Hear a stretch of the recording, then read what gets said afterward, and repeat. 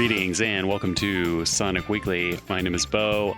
I'm happy to be talking about Sonic with friends, and I'm very happy to be sitting in Grant's chair once again because Grant is out because he's a new father. Yes, that's right. David, did you bring cigars to pass around to everybody here? Oh, hi, Bo. I didn't know that was my job. Oh, sorry, Grant. That's right. I have seen a cigar. I guess I have smoked one or two. It's particularly what I do. I think I was handed one once, and it was like, David, gotta celebrate, smoke the cigar, and I went, whoa, and then that was it. Hey, what are we talking about? Oh, we can get those candy cigars, right? Like, or the ones that are just, it's a hard candy that no one actually likes, or it's made out of gum, or maybe I'm not the one with the humidor. It might be the fact that we do have a guest, and I bet that guest brought a humidor, bought a 12-pack, I don't know of what, and maybe also some chips and salsa, right? That's right. Friend of the show, returning guest, maybe just series regular at this point. We've got Ryan. Ryan, thanks for joining. Hi, happy to be here. And yeah, nothing says celebration of new life by, I don't know, giving you lung cancer by smoking a cigar. Uh-oh. That's right. The bouncing baby boy, right? Baby Knuckles, that's right. I think that was right. Baby Knuckles, right. It's right. It's not Modern Grand. It's Baby Knuckles. Not related to the Baby Knuckles from Sonic High School. Don't look it up if you don't know what that is. I'm going to go with Kneecaps from the Archie comics. God. Which was Knuckles' young brother. The young, right. Introduced in the Return to Angel Island arc, which was after the infamous slap. Were some good times going on. Good issues. Good stuff. But I thought, before we got into the world of Sonic the Hedgehog, I thought it'd be neat to say, hey, Baby Knuckles, what anniversary? What in the world of Sonic the Hedgehog happened on the same day? What are going to be the pieces of media that tie into the celebration of Baby Knuckles year after year after year? Like if you were born on June 23rd, you're the same age as Sonic, or you're the same day as Sonic. That's cool. Or if you were, born February Hedgehog Day, it's February 2nd, right? I almost said 3rd. Yeah. Or is it 3rd? God, it's one of those days. It's the 2nd. It is the 2nd. Yeah. Yes. If you were born on February 2nd, Groundhog Day. You're right. You share DNA with Sonic the Hedgehog 3. So the newest bouncing child, I don't know, why do they say bouncing? Is it because you put the baby on the knee? Yeah. Or do you dribble it? I don't. It doesn't make a whole lot of sense, no.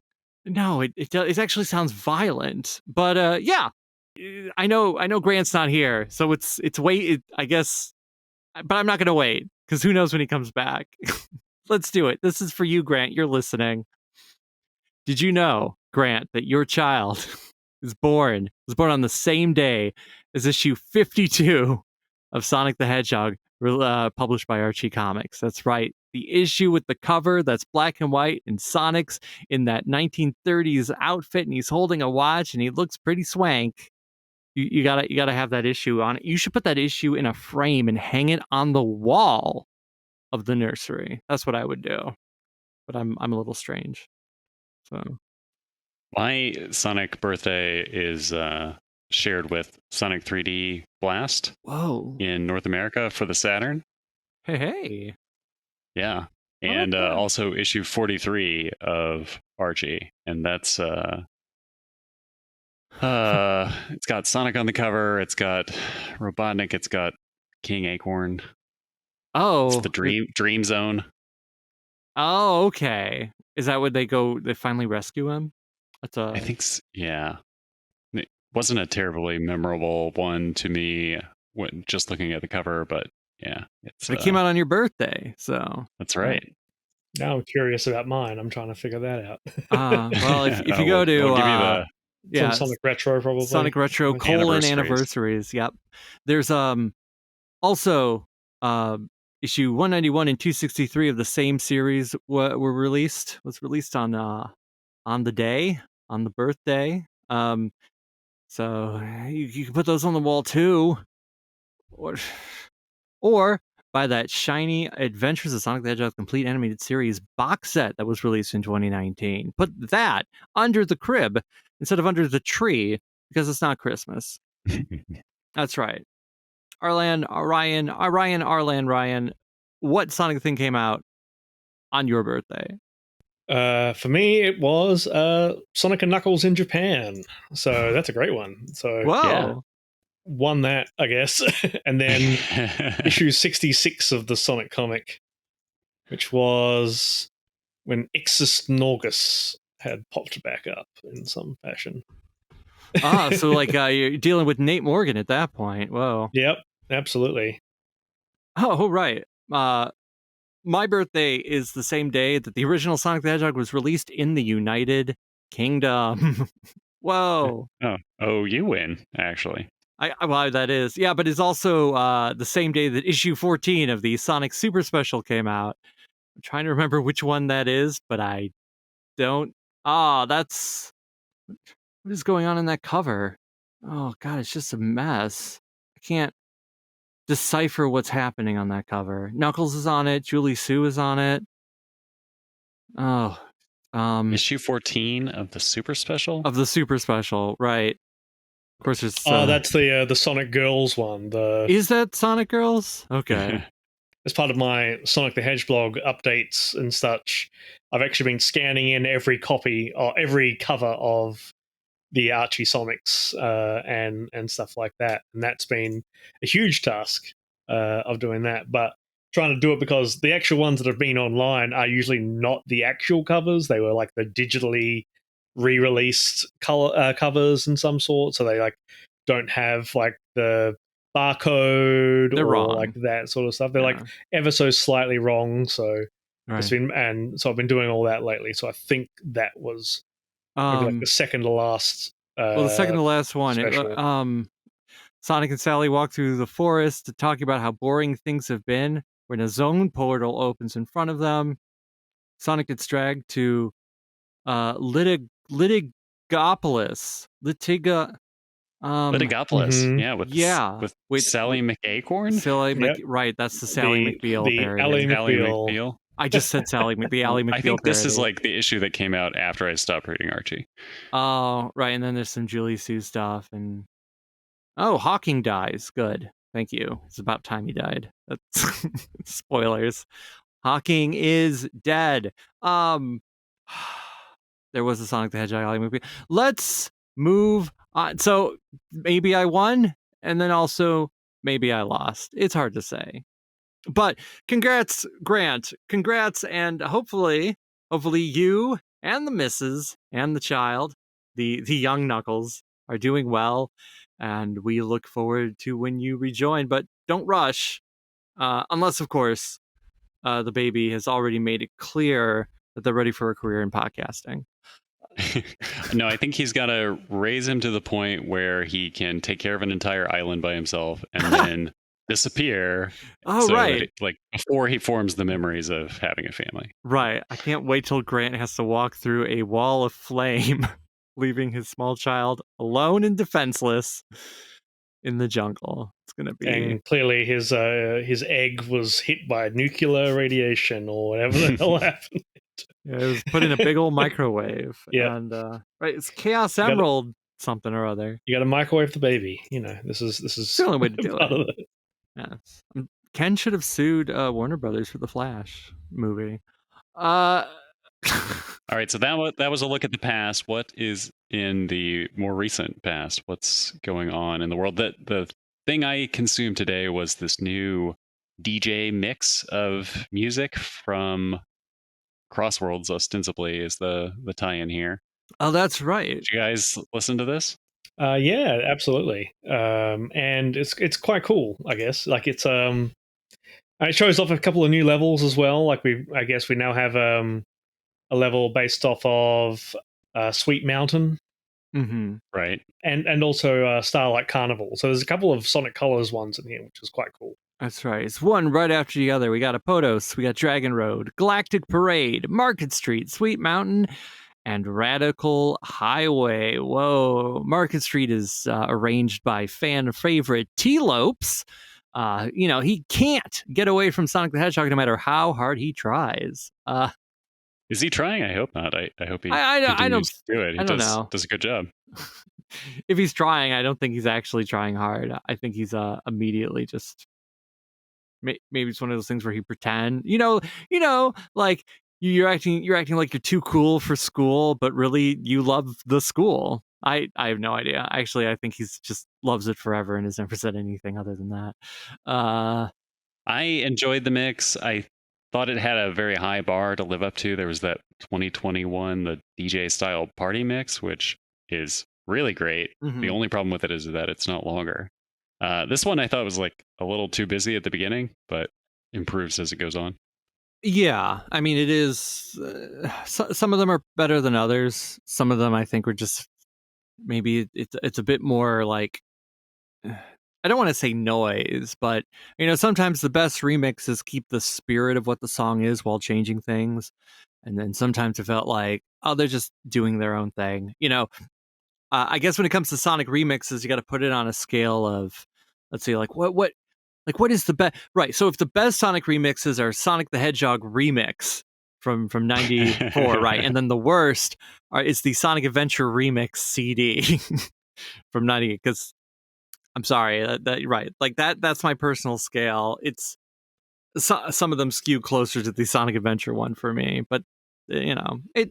I know it's going for a certain groove, and it wants to be upbeat, but I'm trying to remember. Yeah, I think it was like the first one was sort of weak, and then there was like one that I think Galactic Parade I think was my second least favorite, but either way, I only listened to it once. I could listen to it again and be like, actually, I'm wrong. I actually like them all better, but yeah. Yeah, I'm trying to think, like, what's the peak of the remixes? Have we talked about this on the show?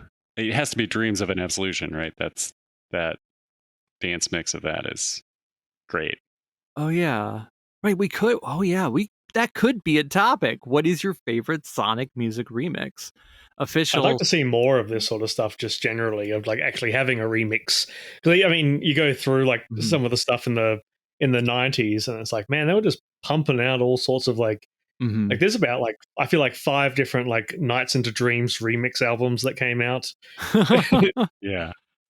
and like and just all sorts of like crazy, just different versions. There was like Virtual Sonic, right? That's the like Yeah. the weird like Spinball / Sonic and Knuckles MIDI-ish remix sort of thing, I think. Yep. Then there's Sonic Boom we've talked about on the show before. They call me Fantastic. Sonic. Sonic and favorite. Sydney. Oh yes, of course. Gosh. Does that not count as a remix? They do use the special stage music for like 3 seconds. I'm sure wow. without paying Dreams Come True for it, but it's okay. It's Australia. Who's going to know? Exactly. They can get away with everything in the 90s. That's right. Yeah. Yeah, I mean I like it when they revisit music, but yeah, I'm trying to think like how often they do it now. There was that there was one remix CD that came out not that long ago. What was it called? Rockin' Sock'em Sessions? Rockin' Sonic. Okay. Yeah. So, There was a bunch of like specific remixes that were done like as a there was I think it must have been like a bit of a lull in terms of updates, and it was like I remember T-Lopes I think did a remix of like Underground Zone from Sonic 2 on the Game Gear. yes. Well, that's rockin'. Yeah, it was like, oh, cool. Right. A bunch of those songs were first released on YouTube, and then they were put together on a soundtrack release along with a couple other remixes that had been around for a while. It was a nice little thing, but yeah, I feel they should just do it more. If one of the they best had things like a about all Sonic, Patreon where like once a month they gave me a track or two, like take my money. Let's do it. That'd be the easiest sign up for me ever. I think the thing, unfortunately, is not unfortunately, but it's like there's so many remixes of Sonic music that they don't actually have to do it themselves. There's plenty of people on OC Remix that will give you all sorts of remixes. One of my favorite remixes on OC Remix was one of it was like Rusty Ruin on 3D Blast Saturn, and it had like this like rain in the background and stuff like that. Oh, It's like if you can find it, send it to me. I'll see if I can. It's probably still around, but yeah, that was definitely a fun time of mine. It's from a while ago, right? Like, oh, this is like 2002, probably. Yeah. Man, I was just talking to another friend of the show, series regular Michael, about the loss of my MIDI collection from the 90s. Like, oh no, man, I wish I had that back. Had some things on there that I'll never find again. Like just Sonic or like all music? Just all sorts of, anything. The one that really sticks out to me was like a dance remix of the Zelda Overworld theme. And there's a lot of imitators, but I don't think anything has approached that MIDI sound that I still have in my head. Huh. Man. I mean, would you have any idea where that is? I wonder if we could hunt it down. I've looked for it before, but it's been years and years. Maybe I could come up with it now. So it wasn't like Zelda HQ MIDI section? It's I doubt it. I wasn't a real big Zelda person. Like I played the Ocarina of Time when it was new at a friend's house, but I don't think I played a proper Zelda myself until much later. Okay. Oh, wow. Yes. Ryan has sent us the link. It's number 00427. That is ancient. That's a low. This is according to like OCR. 17th of September, 2001. Wow. Yeah. Oh boy. So I've definitely heard. Mood also is. It helped me. The rain helped calm me after the thing that happened 6 days beforehand, I guess. Yeah. So. Yeah. The rain takes on a new significance. Oh man, I wonder if that was on purpose. I'm sure it wasn't. Yeah. I mean, I haven't paid attention to OCR in a little while. But I used to be very like, I used to go there, I feel like almost every day just to see what was happening. The Perfect Chaos, the Sonic 3 and Knuckles remix project, I think is still one of my favorites that they did, if only for like, you got Knuckle Duster, and I really like that orchestral version of the Sky Sanctuary that they did, and that whoever it was, I don't remember who made them, but it was just it was fancy. Am I allowed to say that? Am I allowed to say the word fancy? What Smoovies bleep that if he's not. Yeah, they're still doing. I guess they're still doing the good fight, the good remixing fight. How did we get here? We got here because Sonic Racing Crossworlds DJ released. Yes, the DJ, they were DJing it up, and the mix created by Canon Oguni. Oh, it's probably Oguni, not Oguni. That doesn't sound right. I don't know how to pronounce words. That's not the only Crossworlds video excitement that we got. The day before that was released was another Crosstalk, or as Jet the Hawk demands it be called, the Jet Stream, covering Tails, Knuckles, and Rouge the Bat. A little back and forth, a little catching up, some flavor text, and there was a couple drawings of Rouge the Bat with some things she stole.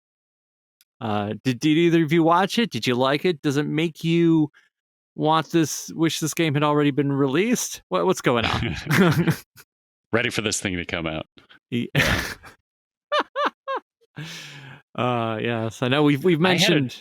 Go on. I had a vivid dream in which I played it, and it was this cell animation style, and I was like, "This is actually great." They really undersold this in the advertisement, but I don't think that's the real thing that's going to be. Right, Ryan, how excited are you for Crossworlds in general?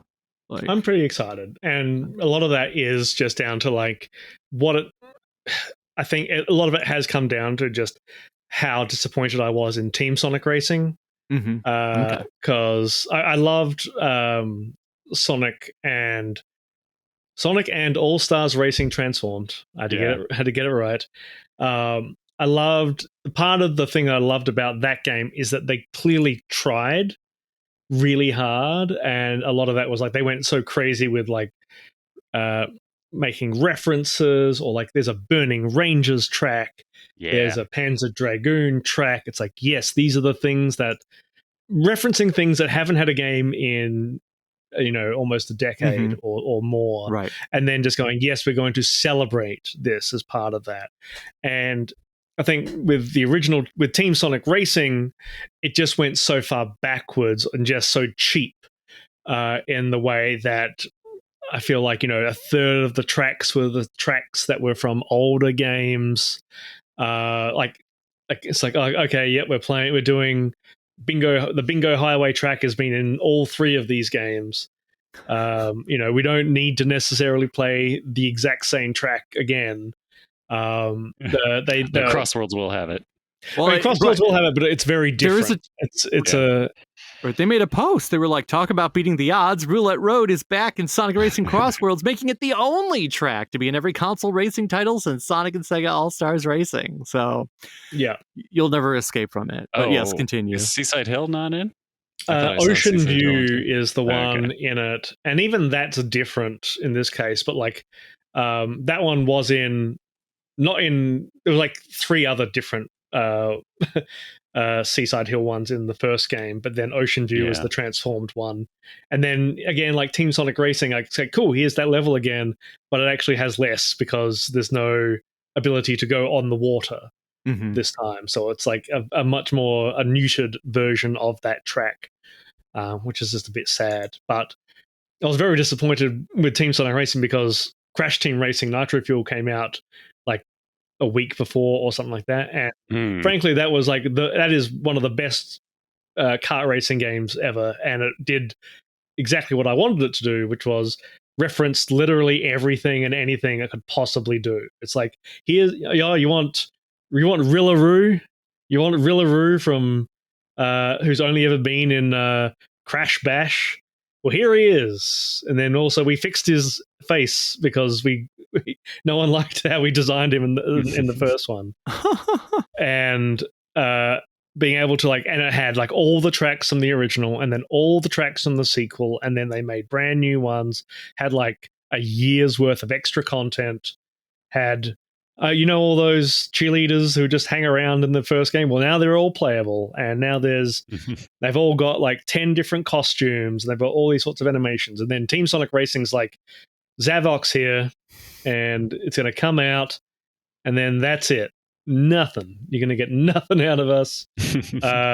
I had it on PS4, which it ran terribly on the PS4 for some reason. Like, just the frame rate was just all over the place for some reason. I don't know if it was just necessarily my console, but just did not run well. And so it was just like, and the whole team thing. They always try to cram in more team stuff into these things. It was something I never particularly liked in Riders, where it's like, your Knuckles, so you can bash through this, or your Tails, so you can fly through these things. It always it just makes the racing complicated in a way that I can't tell a friend this is how you play the game, and like a Mario Kart where everyone sort of gets it, and it just makes it just annoying more so. So this game has it just goes, yep, it's racing, it's got the transforming stuff. It's a bit more laid back, I guess, in terms of like the transforming stuff a bit. It's not as like, I think the boat physics aren't as crazy or as in Transformed. It's like, oh, there's like waves and stuff that can happen, and like a lot more physicsy sort of things going on there. But they're doing that, and they're referencing like lots of levels that I really like. They're doing heaps of new music. Like, it seems like they've really having fun making this game rather than like contractually obligated, which is what Team Sonic Racing sort of felt like. Making it not have a story, but have like the interactions, which are the interesting thing. I think that's really cool. So yeah, I'm really excited for it. Are you gonna pre-order it? Get the digital deluxe edition to memorize the tracks 3 days early? I have bought both the Japanese and American special editions. Oh, okay. So you're Spent too all much in. money on those. Well, I just need them for the collection of crap that I've got in my house. Oh, I right. did the same for like Sonic and Shadow Generations, where I've got the Japanese special edition of that. Still waiting on the American one. With limited run has not released it yet. Oh, well, one day I'm sure they'll get around to One day. figuring out how to make those statues. Mhm. They're on the limited phase. They're going to move to the run phase eventually. Yeah. So that'll be the day when I hopefully get that thing. But right. But hopefully it won't be the day that you die. no, That'll be the day. Never mind. It's Nothing a like- song. You said that'll be the I caught day. your reference. Yeah, you know, Buddy Holly. Let's all Crossworlds. And- what would you buy? What are you going to play Crosswords on? Are you going to play it PC, console? I think for me, it's going to be the same as everything, which is on my son's PC after school, before bed, until we finish it. Yeah. I only buy new games on PC really, unless because the only modern console I have is a Switch. I haven't gotten the Switch 2 yet. I don't know when I will, but like the PC is just fine for me unless it's something Nintendo specific. Because also I can't think of really anything that would only be on the PS5 or Xbox 20 that I need. Mhm. That's Yeah. not on the PC as well. Yeah, even though like the versions I'm buying are actually the PS4 versions. I believe with the limited run, that'll be limited run versions. With Shadow and Sonic and Shadow, they're the only way to get the PS4 version of Sonic and Shadow Generations on disc, because otherwise it's only on PS5 and Switch and so forth. So did that, but I'll actually just buy it on PC. And play it on PC so I can capture footage easily, so I can make content for Hedgeblog. That's right, Hedgeblog. If you haven't followed, if you haven't subscribed, if you haven't chipped in those Patreon bucks, Patreon buck. How long has Hedgeblog been going on? What's the tenure there? It's almost 10 years with Hedgeblog. Wow. I think. I would have guessed longer. I know. I started with other ones first. I started with my old Game Mags one first, and then that's been going for 10 years. And then I did a video game art archive one, and then started Hedgeblog in December 2016. Yeah. So a little bit of time left on the 10th anniversary of that one. Oh, do you have anything special planned for the Big 10? Big 1-0? No. If anything, it's like right now the way that it functions is it all runs through a Google sheet that it can randomly select all the content I've built for it. Oh. And that's probably still got about like 5,000 different things it can post that it hasn't posted yet. Oh, okay. So I can leave it going for as much as I can, and especially during that time, I try to do winter stuff. I've just actually been setting up more winter things for December, so like trying to get footage of the Mario and Sonic Olympic Winter Games for the DS, which has like fun anecdotes where you go like, news bulletin, Amy thinks that she's Sonic's girlfriend, and stuff like that. Or Toad goes, "Hey, isn't that Sonic's girlfriend, Amy?" And then he just looks like, "Ugh." And it's like, "No, it's Sonic's friend, quote unquote, Amy." It's like, "Oh, they wouldn't do that anymore." I could have put anything in those, and I would have never known. Like, yeah.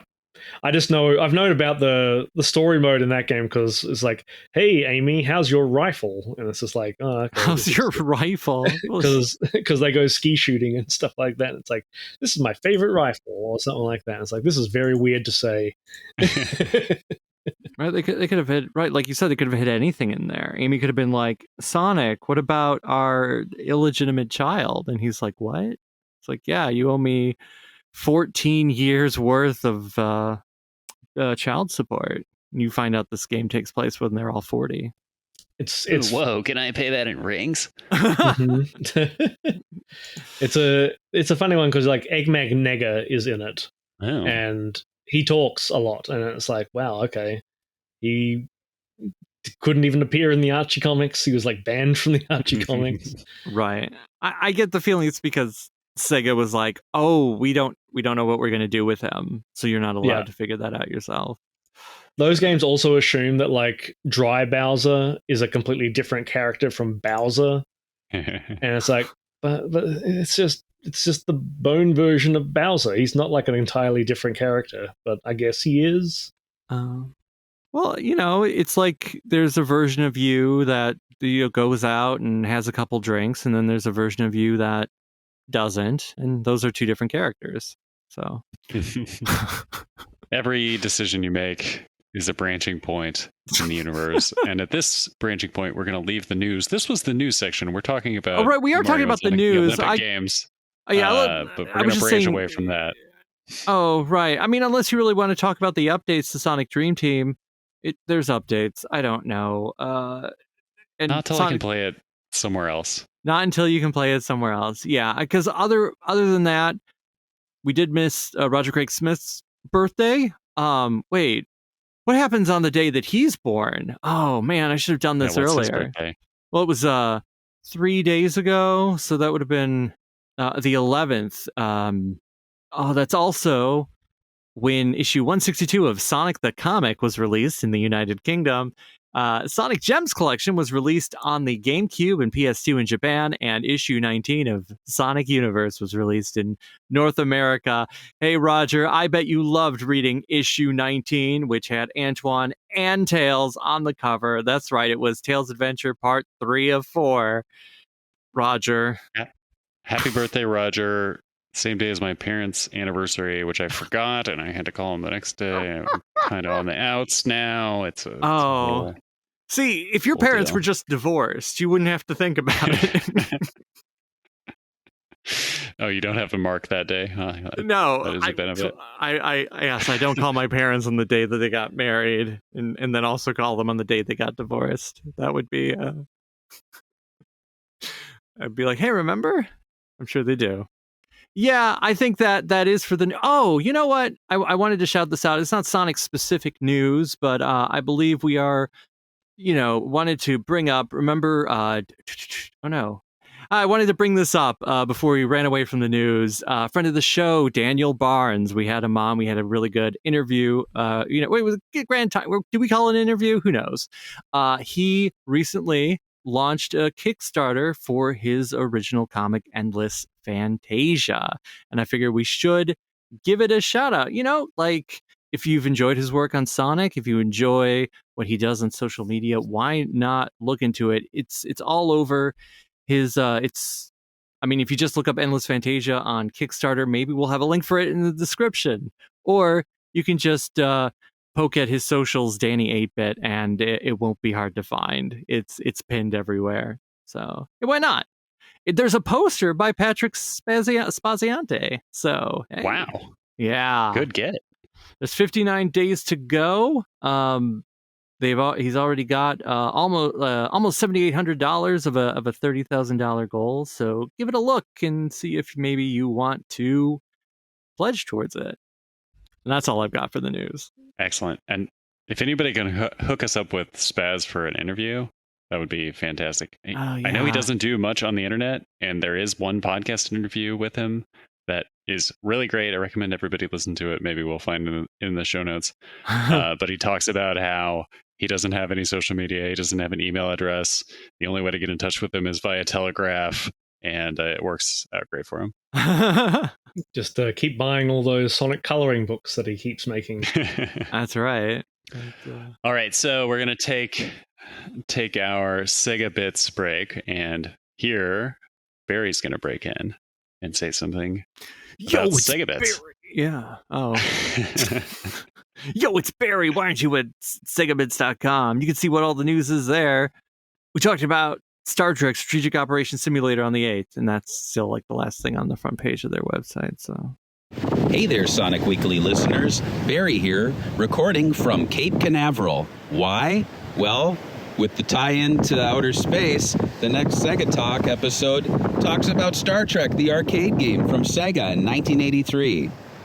I flew all the way out to Cape Canaveral just to record this to tell you to listen to the latest episode of Sega Talk, because it's out there, outer space. All right, This is what happens when I don't write anything down and just do it off the cuff. All right, bye. All right, we're back, and we are opening up the mailbag, sort of. This mailbag topic is... Did you not want to throw to yourself? Because we I always guess do I could throw to myself.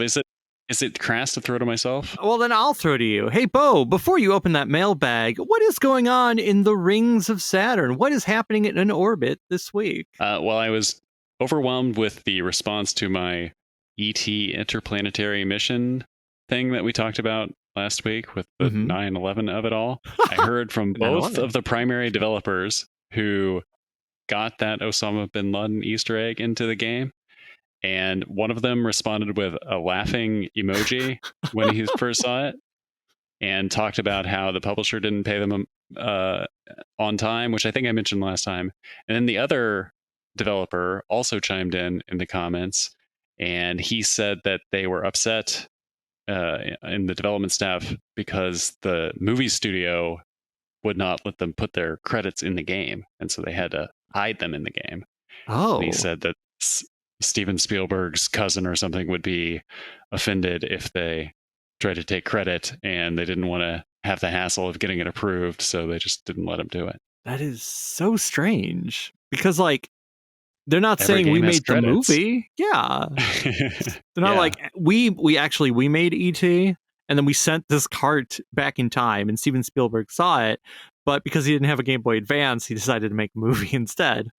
I don't think that's what Maybe happened. the production company remembered the Atari game and they're like, we want to approve everything, and they're like, all right, we're not adding anything here. This has taken long enough. Maybe. Oh well. And we'll look forward to whenever they make the third E.T. game. Or fourth. Yeah. There was one on like the PS1 and the Game Boy Advance, so ET4. Yeah, that's right. Anyway, as a tease for some future stuff, I looked into the other games that this pair of developers did together, and boy, howdy, have they slipped in some stuff to these games. So stay tuned on that. Some of them I'm going to check with them, like, are you sure you're good with this being released? And Well, Oh wow. if it's in the game, if you don't find it, somebody else will one day. So maybe, yeah. That's why I feel like that sort of stuff is okay. If you were like, hey, I went through your trash and I found some love letters you wrote. I guess you had an affair and didn't tell your wife. Can I put those on the internet?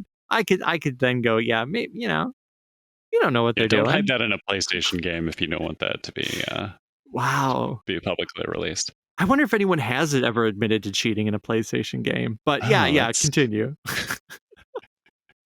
Okay, but coming to the Sega topic, which we're all here for, I took a look at Thunder Force 5. It's now technically a Sega property. They bought out the Technosoft assets. And this is a beloved shoot 'em up series. Only got a release in Japan on the Saturn, but then they brought it to the PlayStation later. Thunder Force 5. Anyway, they put out a really cool demo disc of this game like 6 weeks before the real one came out. And by cool, I mean like really broken. And like you hit pause and the game like keeps continuing on, but your ship is stuck in one place, and it's really just a mess. And what's great about it is that it has like all the files for the entire build of the game. They just like kick you to the game over screen after you finish one level, but you can see everything they were doing. There's like different layouts and enemies, and there's remnants of a ship they were planning, like a thing that you're flying, and it's all there. I hacked it back together, and you can play it if you're so inclined. Wow, you are doing the work of Saturn. I was going to say God's work, but Saturn's a god, right? So you're doing. That's a good point. Yeah, a lot of them. I'm sure there's a prettier way to put that all together into a sentence, and I'll workshop it for next week. I got off on a little tangent. On the back of the Thunder Force V disc on the jewel case, it talks about how it's an STG, which everybody knows means shooting game. But I tried to find, okay, what does this really stand for?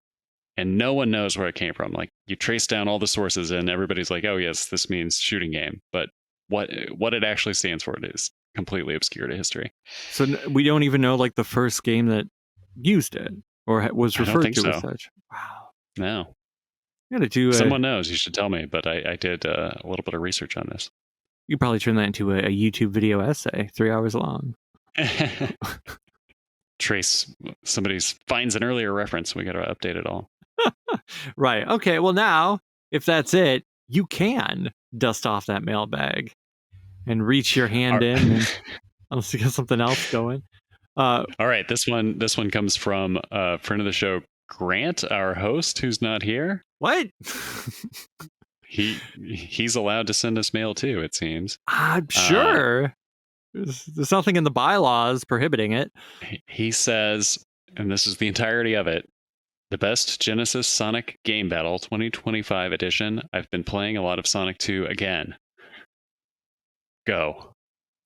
Oh, sure. So, but like when they're battling, I guess it'd be like, normally it's like, what is your favorite Sonic game? But what if we actually took it literally, like in terms of if the games had to battle each other, be it the physical carts or like the characters inside the mechanics they have available to them, like would that mean that Sonic 3 Sonic would beat Sonic 1 Sonic in an actual fight because he's got a spin dash, he's got an insta shield, while Sonic 1 Sonic just can roll and run real fast? We could do that, or we could just do what we always do and be like, yeah, my favorite Sonic game is Sonic 1, actually, you know. Well, I feel like if we go with the cart system, it's like, well, Sonic and Knuckles clearly wins because it can bite everyone with the flap.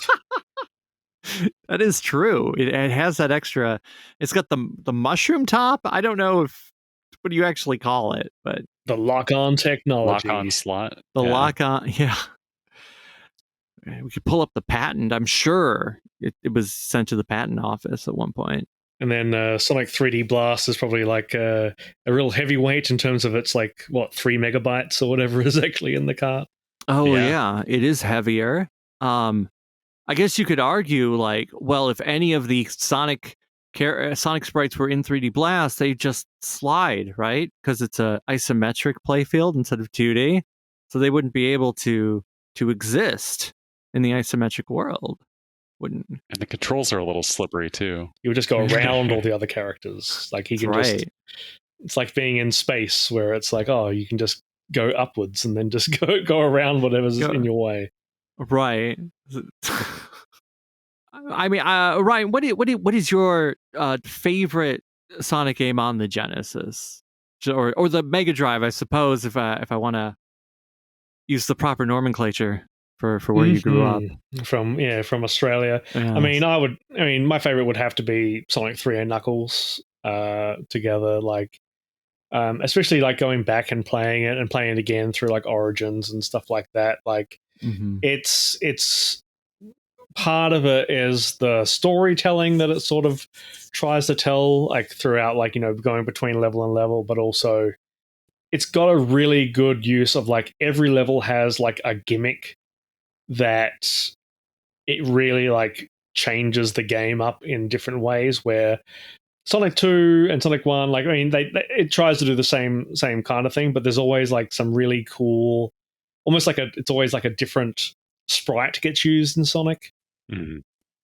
Lava Reef Zone has these like big winding belts that you have to like sort of grab onto, and then you go upwards in a way that's like unique to that, or even just like ice cap zone, and like, cool, we got a snowboard, and have this sort of cool scenery to it. So I'd probably go 3 and Knuckles as my favorite. Do we know who's responsible for each of the level designs in that game? Because famously, Sonic CD, it was like one person per round, right? Like each person was responsible for one of them, and then they brought them all together. Yes, Yasuhara was in charge, right? So he was either the lead or he had his hands in it. Like, I know as Azuka came in and was sort of like, he was the apprentice, I guess, on, oh, here's how I make Sonic. Here's how I make Sonic level design. is there anybody else credited as planner in that game, or is it just Yasuhara and Izuka? I'm trying to think offhand, but I can't. It's got a. I always get distracted by the bow in the credits, and then tune in. You're like, I made it. I don't remember making it. I don't remember. I did the sound. Yeah, that was me. It says it was, or at least with Sonic 3, it was Yasuhara was the lead game designer, and then Hisayoshi Yoshida and Izuka were the other designers there, or at least like senior game designers. But maybe there was a bunch of other people there as well that I can't specify. I can't exactly specify there. I don't know if they've actually said, like, I don't know if Izuka has specifically said, I did this level. Right. The only thing I can think of offhand is somebody asked Izuka specifically about the barrel in Carnival Night, and he laughed and said that was all Yasuhara. And he's like, I will not take credit for that one. Don't blame me. Don't blame me that you never saw Ice Cap. It's not my fault. Yeah. Okay. So those are the only three names. I mean, it's possible that other people threw in ideas. I feel like even, with the original Sonic the Hedgehog, it's like Yasuhara was the lead design, but we know that Oshima, also did a fair amount of designing in a couple levels and things like that. So, but Yasuhara definitely would have been involved to some degree with every stage. I don't know if we know much about what Yoshida did. Everyone always talks about Yasuhara, for good reason, and they talk about Izuka. Makes sense. He's in charge, but we never has anybody tried to talk to Yoshida? And if not, why not? Did he go to that alumni thing a couple of weeks ago? Right. I'm looking at his credits because at least on Sega Retro, he is his first official credit is Sonic 3, and then Sonic and Knuckles. He was the director of Legend of Illusion, starring Mickey Mouse on the Game Gear. Game designer and director on Kishnin Doji Zenki, which I don't know what that is. I'm guessing. Missed that one. Yeah. Oh, it's a game based on an anime which was never released outside of Japan. Many such cases. Yes. Special thanks in Tails Adventure. So that means maybe he did nothing. Special thanks on right. So it's like, graphic designer and directed by Sega Rally Championship on the PC. So not the normal one. Yeah, I'm just looking. Sega Rally 2, chief planner. There you go. How about that? And he directed Gun Valkyrie. I'm just reading all his credits. He hasn't really done anything since, or nothing that we know of. I don't think. Yeah, it seems like his last known directorial role was for Gun Valkyrie. He was at Smilebit. I don't know if he has any further credits elsewhere. I guess you could look. What Moby Games and see what. Well, even on Moby Games, Gun Valkyrie is the last thing. So okay. he just popped out and went, nah, had enough of this. Right. I'm out of here. I'm going to go. I don't know. Go work a farm or something like that. Oh, he might have retired to a farm. Is that what? Because then that makes me think oh yeah, Mm-hmm. What happened to Old Yeller? Well, he went to a farm. And you're like, oh no. Let's track him down. We can interview him, and it'll be him and Spaziante, and they won't have anything to talk about. Due to a scheduling conflict, we got them both on the same episode. It's going to be a little awkward. Yeah. It is. But yeah, Sonic 3 Knuckles is the fan favorite. Let's not kid ourselves here. When I say my favorite is Sonic the Hedgehog, that is a mix of, I like the simplicity of it. It's the essential distilled Sonic. It's also the first one I ever played. It was the first one that existed. It means a lot to me, but I know when you say what's your favorite 2D game, most people are gonna say either Sonic 3 Knuckles or Sonic 2. Yeah, I think we've said before, the True Blue fans' choice is either Sonic 1 or Sonic 3, and the mainstream accessible one is Sonic 2 because it was just such a big seller and such an accessibly great game. Right. So if we're talking like carts, okay, so if Sonic 3 and Sonic and Knuckles are locked together, then they really would be able to defeat any of the others, like in a Got the physical height map. advantage. They can, Right, because yeah. like Sonic and Knuckles could, like you were right, Ryan, where it's got the bite. So Sonic and Knuckles could be biting at the other carts, but then if other ones team up and try to, fall on top of it, then it's down for the count. But if Sonic 3 and Sonic and Knuckles team up right out of the gate, then I don't know who defeats it. Also, like in terms of the game file size, right? Like Sonic 3D Blast is big. Is it bigger than Sonic 3 and Sonic and Knuckles combined? Especially if you consider inside of Sonic and Knuckles is also Knuckles and Sonic 2 on its own separate chip. Now, together combined, is that bigger file size wise than Sonic 3D Blast? It is pregnant with the Sonic Knuckles and Sonic 2. David, how much of a purist are you in your Sonic 1? Do you want no spin dash with spike bug, no spike bug, no spin dash, spin dash, no spike bug? What's your? I never use the spin dash if it's available to me in Sonic 1. I prefer a pure experience. And I don't mind the spike bug, especially since at this point, when do I fall on spikes? But it was there from the beginning, and it wasn't fixed when it was released in Japan. So I'm all for the spike bug. I like it. It adds an extra layer, even though I know that more than likely it is a bug. It wasn't meant to be there. Right. But I embrace the bug.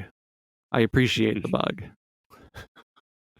I am a Sonic 1. I mean, heck, I also prefer the more staccato turning of the special stages as opposed to the smooth one that's in Origins. That's interesting. Yeah.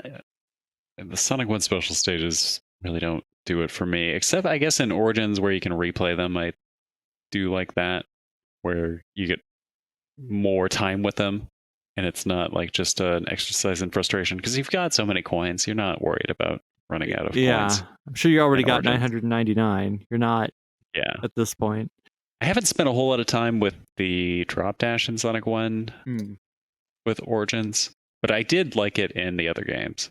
So I don't know how impure that will feel, but it'll be interesting. It's not. Yeah, I have used the special moves in Sonic 1 in Origins if I am put into a position where I'm trying to go as fast as possible, or if I'm racing someone in a casual or competitive fashion. What was it, a year or two ago? The charity room event where I raced it against Some Call Me Johnny. I felt obligated to use the drop dash if need be. And I still lost somehow. It wasn't because of Sonic 1. I beat him in Sonic 1. I forget what it was that made me stumble. It's been too long. But yeah. I like my Sonic the way I like the 90s. It's 1991. That sounds really weird. Probably because that wasn't the best year. I don't know. Have we talked about on the show, like, what's the most 90s year of the 90s? I think we have briefly talked about it. Yeah. I think we probably have, yeah. Did you say it was 95? Because I feel like that was... I think I said or the was it like candidates 94? were 96, 94, 97. Yeah, okay, that makes sense. Yeah. It might be 96. But we're looking at it from an American viewpoint. I think it's important that we ask, what was the most Australian 90s year? Gosh, I have to think about that for a second. Like, what was I doing? Like, were you going to the club? No, I was definitely not doing that. I mean, 98 is special for me because that was when I was starting. Or 99 was like, oh, cool, I'm on the internet. This is like the beginning of the internet. 99 is where I started Sonic Fan Games HQ. I'm like, starting to build this like online presence of some sort. But that's all through like 56k modems. I'm downloading Dreamcast ISOs or whatever through IRC as one was to do, because these things just weren't coming out, and that was probably more like 2000, 2001. But like definitely like just that early era of internet is just sort of what defines the 90s for me, where it's like, nothing's like that anymore. It's like you had to like go, Mum, don't pick up the phone, you're gonna make the internet go off. I'd go to the library so I could go on the internet before my phone had the internet. Like I'd go there at like after school and like bring floppy disks so I could download desktop themes onto it and stuff like that. It was that sort of like the struggle of like what you could do with the internet at the time is what really like shines for me of the 90s at this point. That's a good answer. But I still think it was probably 96. So sorry. Because that's when everything was pastel here. I think about Full House. I think that's my barometer. Like Saved by the Bell or something. Right. When did Stephanie's room get remodeled to be pastel? That's when the 90s officially began. I did check into a few weird PlayStation games based on, I found something in a game by a developer, and then I looked at like what else did the team do, and that's how I found myself looking at a Mary-Kate and Ashley Olsen video game ROM for a little bit. I didn't find anything interesting, but you didn't find the third Olsen twin? Yeah, if we're talking about the 90s, I guess we could say that AOL announced that they're shutting down their dial-up internet service. I don't know who's still using dial-up. They're keeping the email addresses, though. Yeah, they're keeping the email. My uncles would lose it if they didn't have their at AOL.com anymore. I mean, I guess someone has to pay AOL for something. So AOL's doing something else other than 56K dial-up. I one time met a guy who worked at like early 90s AOL, like in the explosion of it.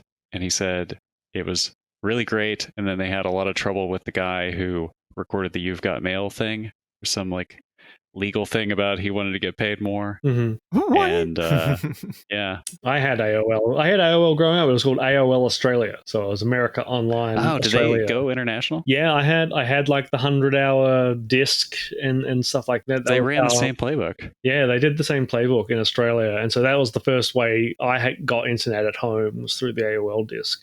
Right. So at that point, it still would have had like the different channels that you go to and all the proprietary stuff. Something like that. I imagine there was probably Australian specific ones. I never really remembered much about the AOL stuff. My memory is more, I had a friend whose dad was well connected, and he had CompuServe.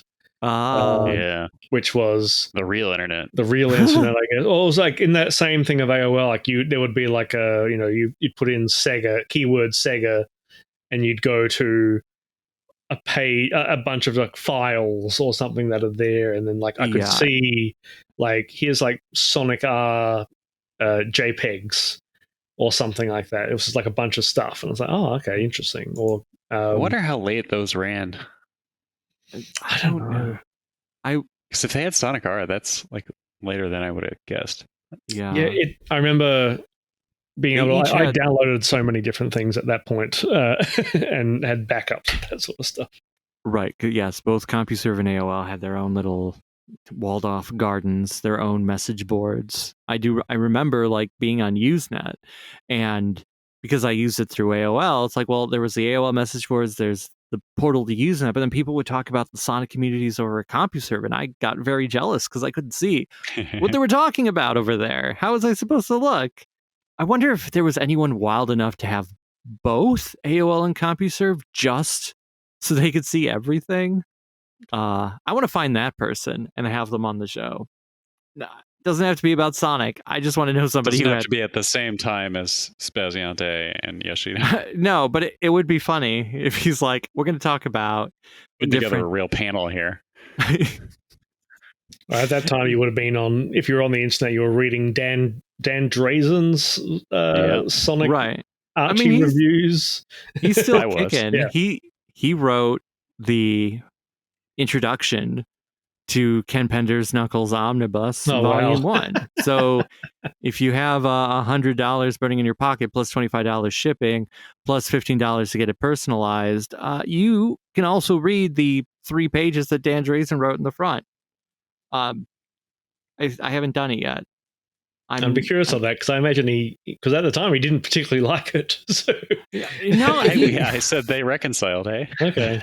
Right. Well, I'm assuming Ken must have paid him. Right? Oh man, that's why we gotta get Dan on the show. I guess you do get paid for like a blurb, not a blurb, but like a forward. You would normally get paid for that sort of stuff, but I don't know. I mean, Ken Pender's stuff is not exactly going into like. The traditional publishing world. It's not going into the bookstores. You're not going to find it down at the... He's paying someone for something, although I don't know how many people he's paying. I guess maybe, but I get the sense that anyone he knew personally he wants to make sure gets paid. And other than that, I think he's mentioned like, as long as I set aside money and I can republish something someone else made. And I'm like, maybe, but maybe not. That seems really... You just have to get him on the podcast. Like, get him on, interview him. Yeah. Grant said he sent him a letter. I don't know if he was joking about that or not. Right. He said, I want to get you on the show, but we just talk about, like... Buffalo sports, yeah. Yeah. Which we He's going to come on, and Grant's going to still be out, and we're going to be like, how about those Bills? How about those... Right. Yeah, we'll be forced to talk about Sonic the Hedgehog, and he'll be like, "I didn't sign up for this," and then I can be like, "Hey, but," and then I'll start pitching him my plans to republish all of Sonic Archie, and he'll sign off on it, I think, or I could get the rights to Scourge and write a miniseries. Did he say how much those people paid him for the rights to do Scourge, and then they didn't end up doing it? I don't know. Someone did? Okay. Right, very briefly. It was a whole to-do a couple of years ago. I think we talked about it at the time. This was around the time we also did our draft of which Ken Pender's character would you buy to spin off into its own thing. Oh, yeah. I don't remember what we said during that episode. This is an embarrassing story, but we did that episode with Sam Logan, friend of the show, on the recording, and then a few weeks later, I saw Sam Logan in person at the Sonic Symphony, and I was trying to explain to him this concept of this episode that we had done on the show, kind of forgetting that he had been there already. And he's like, "Yeah, I remember I was there," and he was nice about it, but I was like, "Oh yeah, that was you." The digital you is the same as the real you. Right. It can be hard to resolve those two sometimes. If I ever meet Bo, I'm going to be like, yes. Who are you again? And have you heard the show Sonic Weekly? I know, right. It's like, I do this show. I think you might be interested in it. It's got Sonic. We talk about it every week. Every 7 days or so, I believe, is the tagline. Maybe we can get you on the same episode where we have Spaziante and Yoshida and some guy who had AOL and CompuServe at the same time. He's really interesting, I think. Well, I think that's as good a place to start playing the outro music. Oh, yeah. As any. That's true. I guess we didn't talk about... Because, okay, let's be honest. When this episode comes out, you would have missed it. But... Ryan, you are going to Sonic Expo Atlanta, right? It's just called Atlanta. It's not like Sonic Expo West. Yeah, it's Sonic Expo Atlanta. I will be there Saturday, Sunday. I am doing a talk about Sonic fan games and the history of those. Whoa. Maybe that's what we should have talked about on this episode. He's coming back. He's a series regular. That is right. I mean, without Grant... We got who else is going to be sitting in the third chair? We might force you back every week. Can you handle that? Could you handle that much Sonic the Hedgehog? Look at my background, man. Like this he's one of the best positioned people in the universe. This is I am engorged in. Here we go. You got to be careful when you use the word engorged and Sonic in the same sentence. Yeah. Cut that out, please. Right. But if you're not that's fine. if you're not afraid of the word engorged, maybe that's because you've reached the end of another episode of Sonic Weekly. That's right. The show that does come out once every 7 days or so. And if you've liked what you've heard and you haven't done so yet, we invite you to subscribe to this podcast using your podcatcher of choice, be it Apple Podcasts, Spotify, or for the Android faithful, Podcast Addict.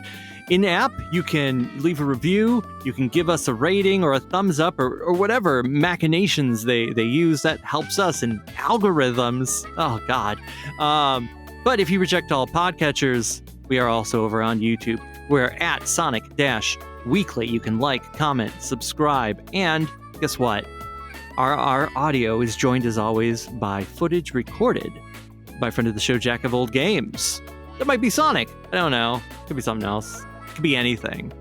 Maybe it's just him sticking a camera out of his balcony and filming people walking by, and we have to blur out their faces because we didn't get them to sign a clearance form. But whatever it is, you can reach out to the show and let us know what you thought of it. SonicWeeklyPodcast@gmail.com. We can answer your questions. We can hear your concerns or all your compliments. Hopefully more compliments than concerns. And emailing is the only way you get the link to our Discord server where you can talk to like-minded Sonic the Hedgehog fans about many things up to and including Sonic T. Hedgehog. Whoa! Hey, and if you like what you've heard and you're able to, if you can help support the show financially to offset costs of hosting and production. We are over on Ko-fi. That's right. Throw something in the tip jar, or for $5 a month, you can become one of our executive producers, just like these 8 fine persons: PigDan, Pabsy, Sonikku, SavingThrows, Belgarion, Alt-Synth, Rat Liker 63, and wait, is this new? Oh, right, because I said 8. Doctor. Should I say H8 PhD or is it Hate PhD? I'm not sure how to pronounce it. I've always said Dr. Hate. Dr. Hate. Dr. Hate PhD. That's right. Our newest executive producer. We tip the hat to you. Thanks for helping us keep the lights on. And sometimes even replacing the bulb. Gotta thank Smoovies for the edit. Thank you for that. Even if it was hard, because sometimes I feel like we make it hard on you. I'm so sorry. But thank you. Gotta thank Ryan, Arlan, Mr. Hedgeblog himself for joining us this week. It's always a pleasure.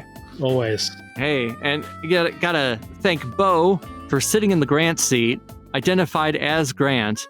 But I also gotta thank Grant. Gotta thank Grant and his wife, Ashlyn, because guess what? They went through birth. They had a birth. We gotta thank them for birth. I mean, one of them probably had a bit more birth than the other, but yeah, maybe you should cut that part out too. I don't know. We're keeping the Sonic generations going. That's exactly right. Yes, thank you, Grant, and we hope to hear from you soon. But don't come rushing back. Like, you got to do stuff, and also you won't be sleeping for how long? How long until you get to sleep again, Bo? Yeah, just a few years, I would say. Oh, okay. But, this podcast is a very generous paternity leave policy. That is true. So, until then, hey, what do I say? Oh, right. Tell your buddies. They're all welcome here. That's from a Sonic Team website. That's why I keep saying it. Goodbye.